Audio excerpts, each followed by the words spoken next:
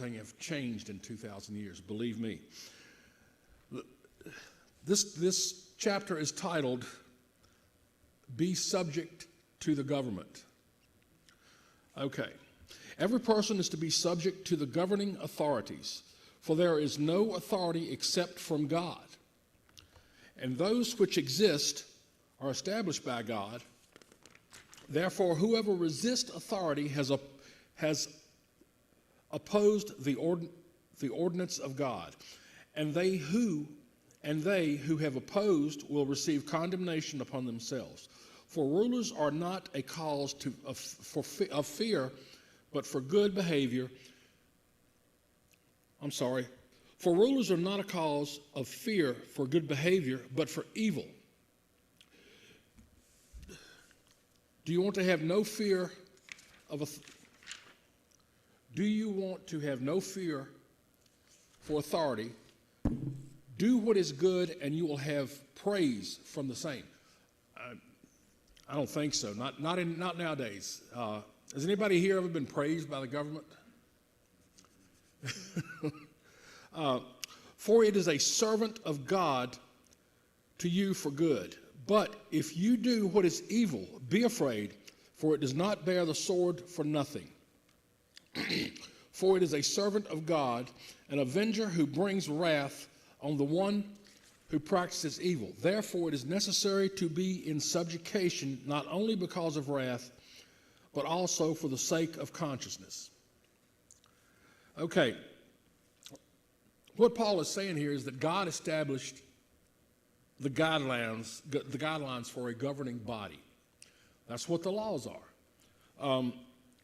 And if you think about it, if you think about the laws of God and let's say our justice system, the laws that we have, a whole lot of our laws are based on the laws of God, aren't they?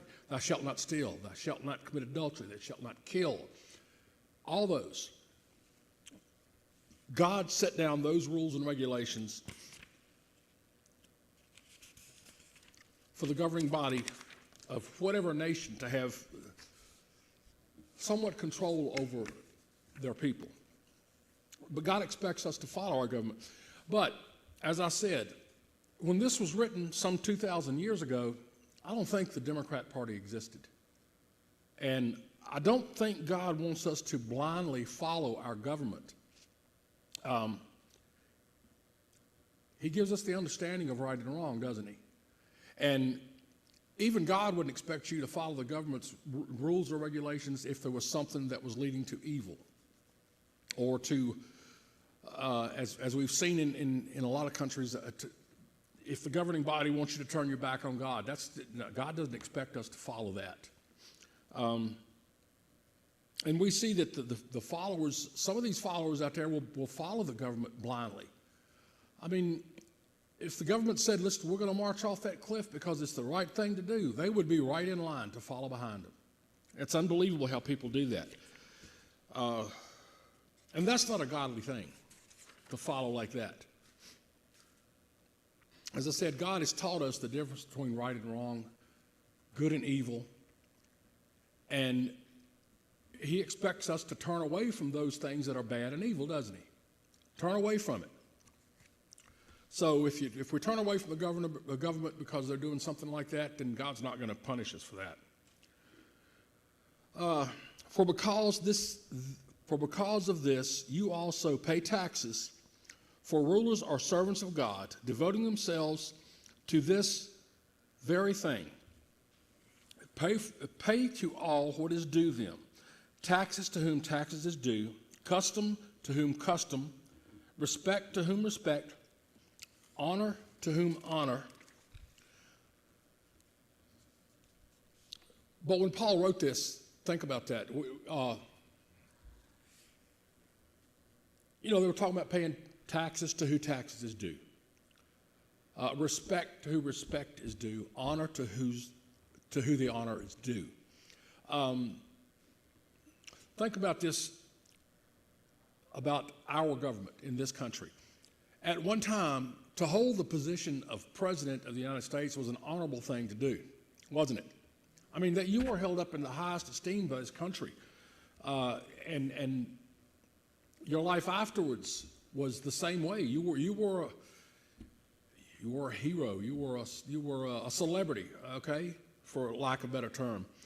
And that was an honorable position. And a lot of our forefathers, our founding fathers that were president, they respected the office very much. So I imagine when Paul wrote this, the people who were appointed leaders over the different nations were probably men of God. Now, they might not have been men of the one God, because we know the Greeks had different gods, the Egyptians had different gods, all of these nations had different gods. But their leaders were more than likely men of their God. That's not like that anymore. It used to be like that in this country. You pretty much had to be a born-again Christian to become a politician. And that's how it was set up, wasn't it? You had to be an American citizen. And I think if you were running for an election back 200 years ago and you were not a Christian, I don't think you'd have made it. I really don't. This country was founded on the belief in God. Our Constitution was based on the belief in God and follows God's rules. But now we see what they're trying to do. They're trying to do away with the Constitution, aren't they? That's why the people who believe in the Constitution, the people who believe in the freedom of this country, the freedom of religion, people like us, that's why we always say that our Constitution is God-given rights. Because the Constitution, if you sit down with enough time and you read the Constitution alongside the Bible, I think you're going to see a lot of comparison. It's not going to be worded the same way, but a lot of stuff that's in our Constitution came from the Bible.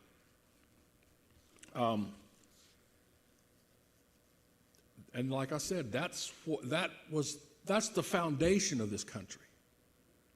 Is Christianity, the belief in God, the belief in Jesus Christ, the belief in the resurrection.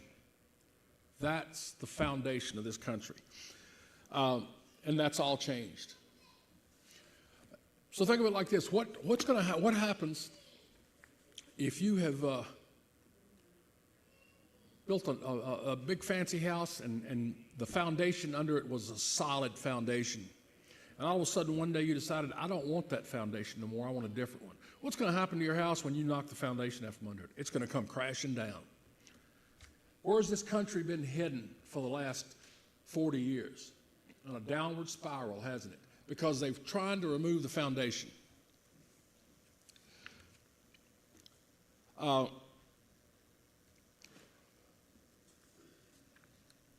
Paul is telling us that God set down the rules, regulations, and guidelines for a governing body. And we are to respect that. We are to honor that. We're to, and Jesus Christ said the same thing. Give to Caesar what is Caesar's, give to God what is God's. Okay? Owe nothing to anyone except to love one another. For the one who loves his neighbor has fulfilled the law.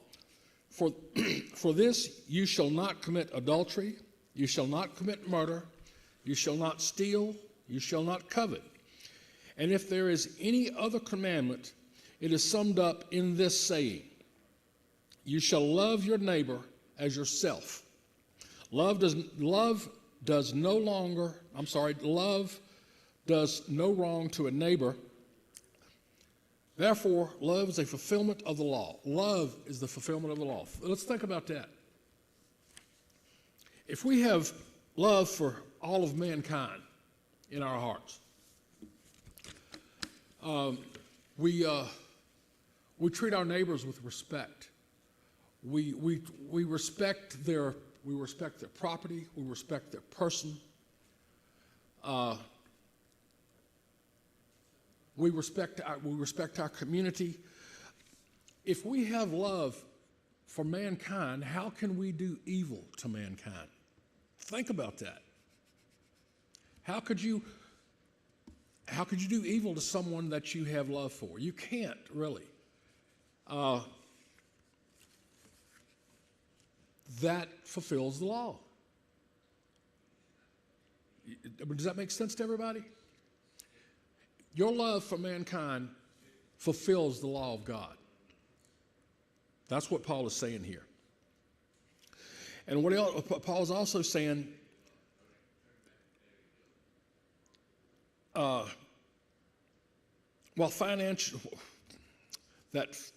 financial and social debt should be paid off, Christians always carry a lifelong, ongoing duty to love others. You know, we all have bought something and signed the dotted line and made them easy payments of $25.99 for 10 years. And as I said, nowadays compared to 2,000 years ago when this was written, it's a big difference. And it's hard to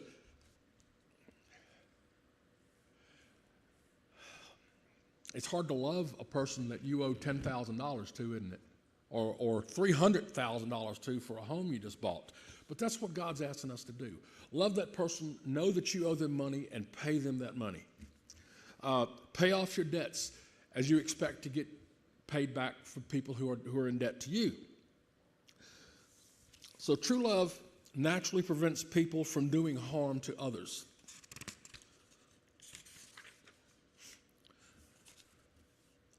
Do this knowing the time that is already the hour for you to awaken from sleep. For now salvation is nearer to us than when we first believed. The night is almost gone and the day is near. Therefore, let's rid ourselves of the deeds of darkness and put on the armor of light. Let's behave properly as in the day, not in the carousing and the drunkenness, not in sexual promiscuity and debauchery, not in strife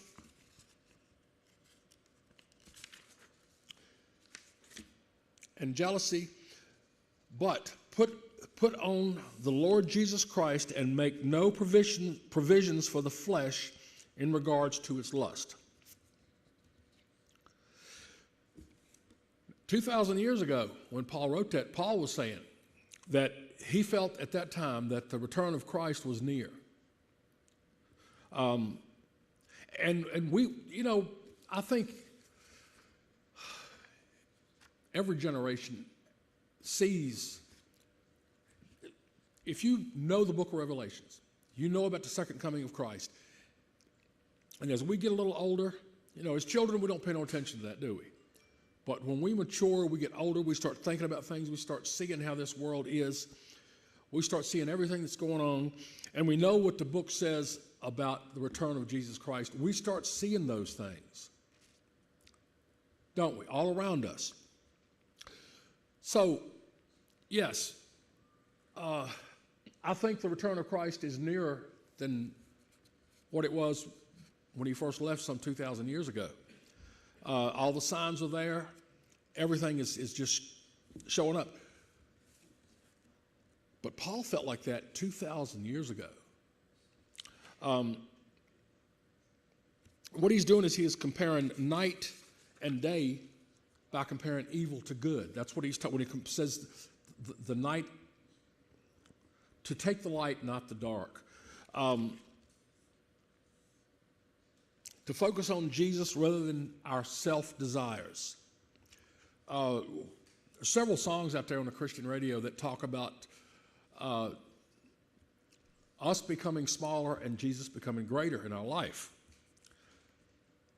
And that's what we're asked to do, isn't it? Put him first. Put him first in our daily lives. If we put him first, we talk to God each and every day and we put him first. As I've said before, we're still going to have problems. That's part of the human condition, part of mankind. We're going to go through stuff, but God is always going to be there at the end. He's always going to be there walking us through that, isn't he? No matter what we go through. And we can tell you in this church, can't we, that the human can go through a lot and still come out the other side. We've seen that over and over and over again. So what we need to remember is when we're going through something like that is to don't ask God, why are you doing this? Because if he is doing it, if he's doing that, there's a reason behind it. Because if God has put this on you, then, like I said, there's a reason. There's a reason for everything God does for us. If God has put this on you, that's because there's something greater for you on the other side of it. It might be a testimony that could win over thousands of people. You never know. That's my blood sugar meter dinging at me. Sorry about that. The night represents, as when Paul wrote this, the night represents the present age of sin. Well, if that's the case, we're still in the night, aren't we? The night has come back. It's returned back to us all over the world. Think about the darkness that's going on. The only thing that's going to, what gets rid of dark is light. The only thing that's going to do this is the presence of Jesus Christ in our lives, in the lives of our governors, of our presidents, of our world leaders. That's what it's going to take to wipe out this evil, is the light of Jesus. Thank you.